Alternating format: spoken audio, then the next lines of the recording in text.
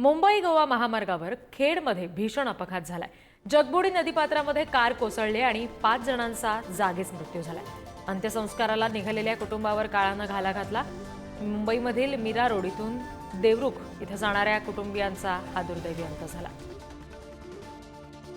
आणखी तपशील घेऊयात, प्रतिनिधी राजन चव्हाण आपल्याशी जोडले गेलेत त्यांच्याकडून। राजन, नेमकं काय घडलं होतं या सगळ्या अपघातादरम्यान?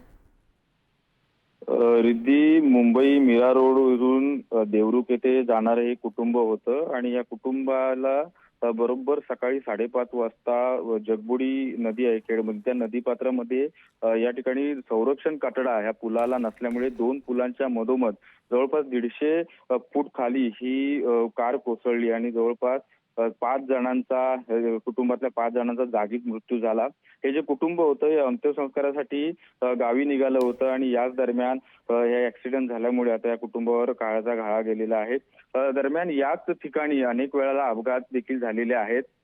प्रशासनाने कुठेतरी हलगर्जीपणा केल्याचं देखील आता नागरिकांमधून बोललं जातंय।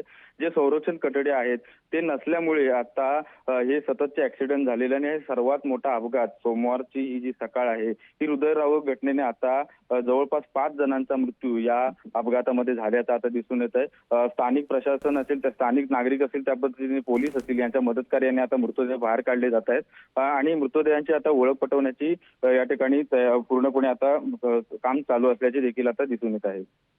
जी, धन्यवाद सगळ्या तपशिलांसाठी राजन।